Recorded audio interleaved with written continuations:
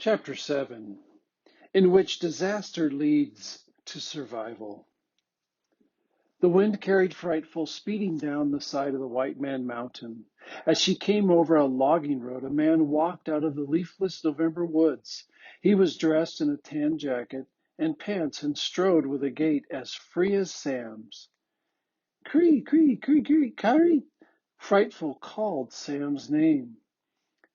With a swift wing beat, she alighted above a transformer on an electric utility pole.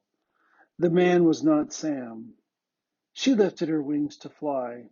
A wind gust knocked her off balance. She tipped, spread her wings, her flight feathers like fingers, and braced herself against two wires.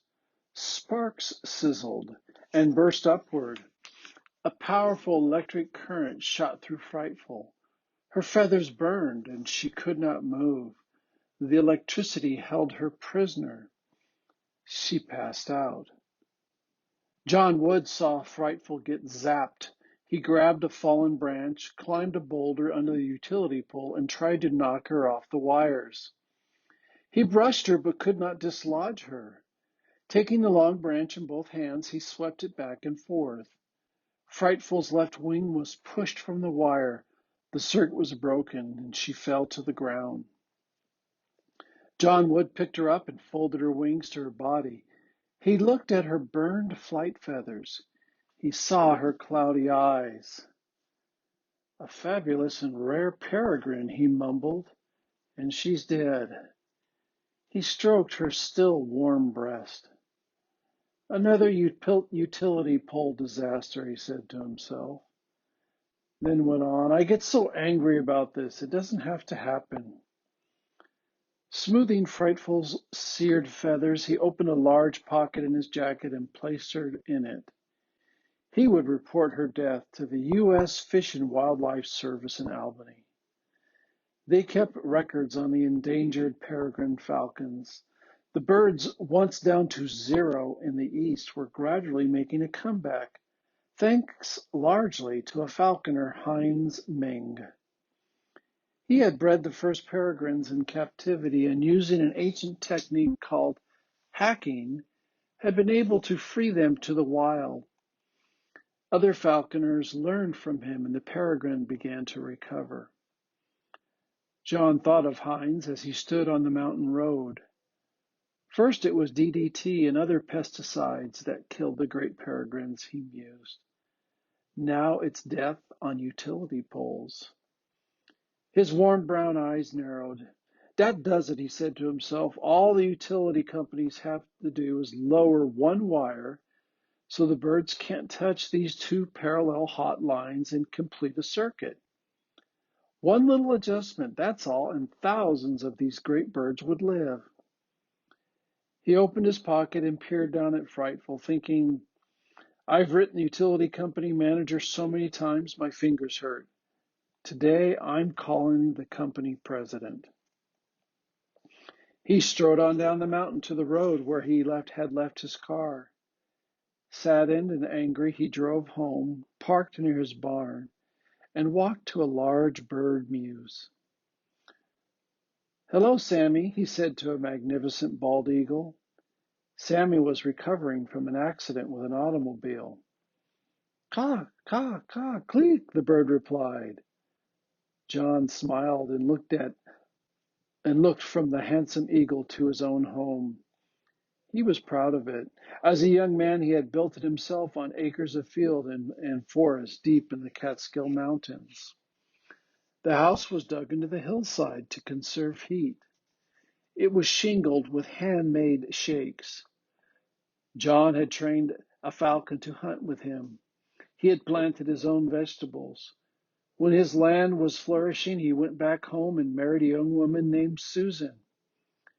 He took her to his mountain with some apprehension. Do you like it? He had asked. I want to live here all my life, she answered. As John worked the land and flew his falcon, he saw how important the raptors were to the environment. Some kept the excess birds under control. Some kept the rabbits from destroying his garden. Others cleaned up the rats, mice, and voles. He studied and became a master falconer with a license from the U.S. Fish and Wildlife Service. He taught his raptors to fly free and come back to the lure. And the next thing he knew, he and Susan were visiting schools with their birds to tell children of the importance of the birds of prey. John Wood paused before opening the door to his house. He looked out over the silent white mountains and braced himself to tell Susan the bad news. Susan, he said as he walked into the kitchen, where she was feeding an owl. Another zapped peregrine. He reached into his pocket. Hey! Frightful was moving. Astonished, he lifted her up and rested her on the palm of his hand. He looked at him out of bright eyes. She looked at him out of bright eyes. John grinned in disbelief. Susan, he said, she's not dead. I can't believe it. She was zapped, burned, fried on a utility pole. Oh, John, said Susan, coming closer, she looks awful. We should take her to the vet. Let's wait, he said. She looks amazingly perky. We'll dress her, and I'll check her out. Susan opened a cabinet and took out a pair of leather straps. They were Jessie's. Falconers for 3 millennia in Asia and Europe had put on the exact same kind of straps on the legs of their falcons, hawks, and eagles. The Jessies were held in the fingers or clipped to a leash to keep the birds from departing. John stroked Frightful's wings and breast, then held her feet in his hand and her body along his forearm. Taking first one leg between his fingers, then the other, he gave her Jessie's, then pulled on a falconer's glove. Gripping the Jessie's, he flipped her upright on his hand. For a moment, Frightful looked around. Finally, she roused, shook her feathers, and sat quietly. She was in a house. Gone were the mountains, the woods, and the Scullery Valley. Unperturbed, she then stared at John Wood. He smiled and lifted her close to his face. How do you feel? He asked by making soft peregrine calls. Cree, Frightful said, expressing her comfort. A peregrine, John said to Susan, a fierce and noble falcon right out of the wilds of the White Man Mountain, and look at her, sweet as a baby. She didn't even bait, said Susan. I've never seen a wild bird that didn't try to fly, get stopped by the Jessies, and hang upside down. She flipped on your glove like a trained bird. John twisted his fist to examine Frightful's breast, then her back and wings. He touched her seared feathers and feet. She looks okay, he said, smiling. I can't believe it. No flesh burns, no broken bones from the fall, nothing. A few blackened feathers. She should be fried black. Susan moved toward Frightful with the gentleness of a mother bird. Hello, lovely lady, she said. I'm so glad you're all right. Frightful sensed in Susan the same love that emanated from Sam, Alice, and this man who held her. She roused to express her contentment, then shook. Several burned feathers tips fell to the floor. She observed her surroundings. A prairie falcon called softly from another room. A snowy owl clapped his beak and hissed.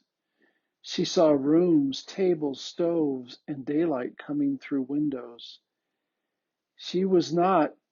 This was not Sam's hemlock tree home, but it did not frighten her either.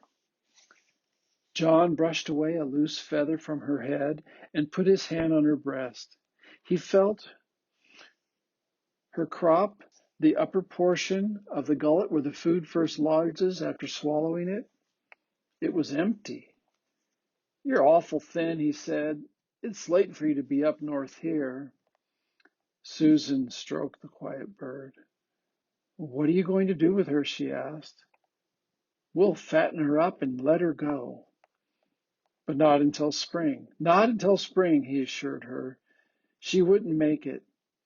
He held Frightful close to his face and chirped at her. What are we going to do with her tomorrow? He asked. We'll be gone for 5 days.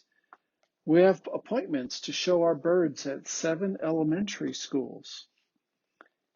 Maybe Anthony would drive down from the Altamont and feed her, John suggested. You know, he's an apprentice falconer. I have a better idea, Susan said.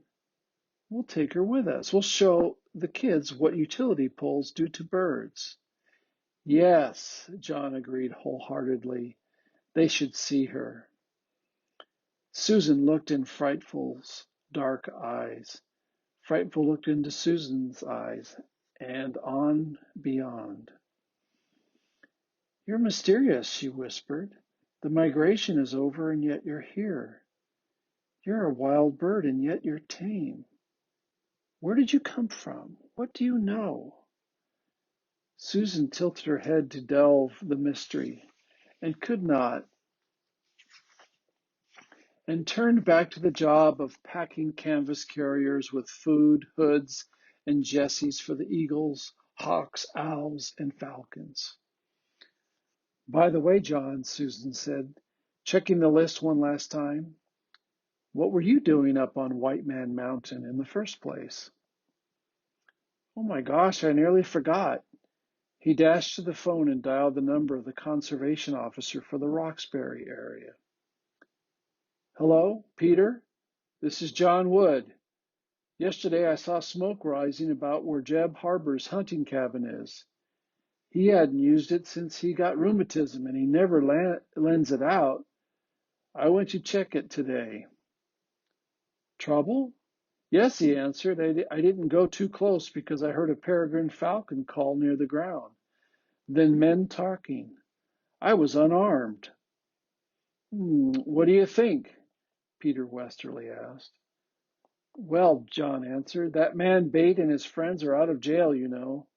Last spring they were selling falcons to an Arabian agent. I haven't heard yet that they've reformed. True, Peter Westerly said. I better get Leon Longbridge from the Delhi area up there. He's been worried about those two ever since he learned that the Arabian agent Shri was back in the area. Sounds like they're up to it again. You heard a peregrine falcon, huh? And a goshawk. Oh boy, here we go. John hung up and told Susan that the falcon poachers were at work again. Are you going to help catch them? Susan asked. I wish I could, he answered, but we have a long day tomorrow and all the rest of the week. Leon and Peter are the ones to do the job anyway. When Frightful had eaten until her crop was round and full, John showed her a perch. She jumped to it, shook her feathers, settled down. John scratched his head. She sure is cooperative, he said. Frightful sensed she was among people who shared Sam's spirit. She turned her head and tucked her beak behind her shoulder. On her way up the stairs to bed, Susan stopped and contemplated Frightful. You know, John, she said, I have the funniest feeling that our guest is a trained falcon. I have been thinking that too, he said. She's so relaxed. Where did she come from? I'm the only falconer who can have a peregrine in this part of the state. What about Roger Hartspin? He's still an apprentice falconer, John said. He won't be able to have one for 5 years. Maybe she got away from someone in Canada, Susan offered. But she's not name tagged. Falconers tag their birds in case they get lost and someone finds them. She's a very beautiful bird, said Susan, admiring her dark head and large eyes. She came back down the steps and leaned over Frightful. I wish you could talk, she said. I think you have a destiny to fulfill. That's it, she said softly. I believe I've just spoken your name. You are Destiny. The next day, John Wood carried Frightful to a large mews on the hilltop and unsnapped her leash, holding onto her Jessies. He opened the door. "Stay here for a little while," he said. "When we all come back from our school trip, this will be your home. It's big enough for you to get some exercise and catch your own food." He turned his fist until Frightful faced him. "When the birds return in spring and food is plentiful, I'll let you go. You can fly home." He peered into the calm eyes, wherever that is. John talked to Frightful just as he talked to all his birds of prey. They felt his affection for them in his voice and responded to it with lifted feathers and soft sounds. As Frightful listened, Sam came to mind. She called, "Cree." John held her against a padded board that stretched from one side of the mews to the other. She jumped up onto it and looked about. 3 sides of the big mews were wooden. A high, ledge-like shelf was built into one corner. It somewhat resembled a peregrine's favorite nesting site, a cliff. Frightful did not fly to it. She stayed on the board. A ceiling protected the mews from rain and snow, but more importantly from the wild hawks and owls, for whom anything that moves is fair game. Sunlight streamed through steel chicken wire on the 4th side. Frightful did not try to fly through it, John observed. "Susan's right," he said to Frightful. "You have done all this before. Every other bird I put in here flies into the wire before it's learned it's not free."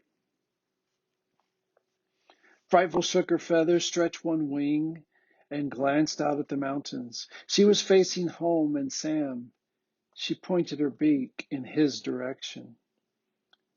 John went from one mews to another, hooding each occupant and carrying it to his tour van. He picked up a big, fluffy, snowy owl and put his nose into the sweet, dense feathers of his head. "You're going to have fun, Mr. Freeze," he said. "Kids will hug you to death. And that's what you like best of all." Presently, Susan arrived. "Hello, Destiny," she said, and added, "Cree, cree, cree." Frightful heard her own language, lifted the feathers on her head, and drew herself up tall.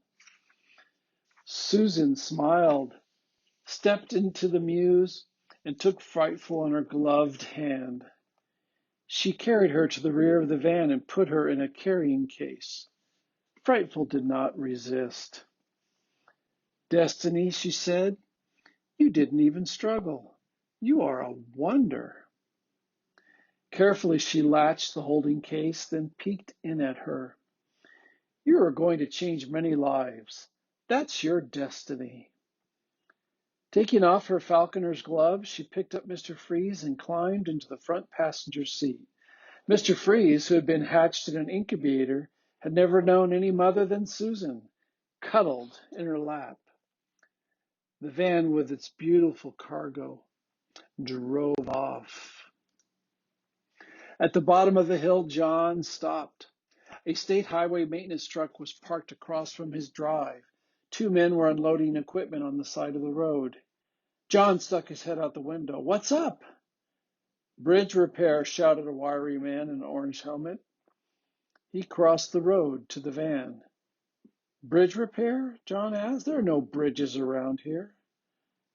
"Yeah, there's a little one back towards Roxbury.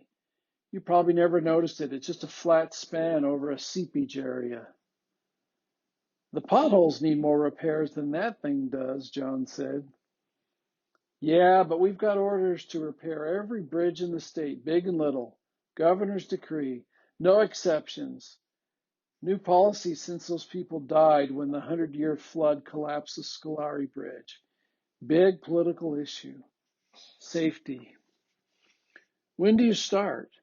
"In a few days," he said. "After that, we go on to Margaretville and then the Iron Bridge at Delhi. That'll be the first week in May." "What's the matter with the Delhi Bridge? It's practically new." "One of the pilings is crumbling from water erosion, but really it's the same thing. Governor's decree." Well, I guess it's a good idea, said John, but this equipment is an eyesore. I hope you finish in a hurry. The man shrugged and crossed the road to help his fellow workers. Susan looked at John's scowling face. It is a good idea, John, she said. The Scullery Bridge was falling apart for years and years. No one did anything about it until it killed 5 people. I know. I just hate to look at all that industrial equipment at the end of my beautiful road. This is my Eden. Cree, cree, cree. John thrust his head out of the window and looked up. Another peregrine falcon, he said. What's going on? Cree, Frightful answered, Duchess from inside her box.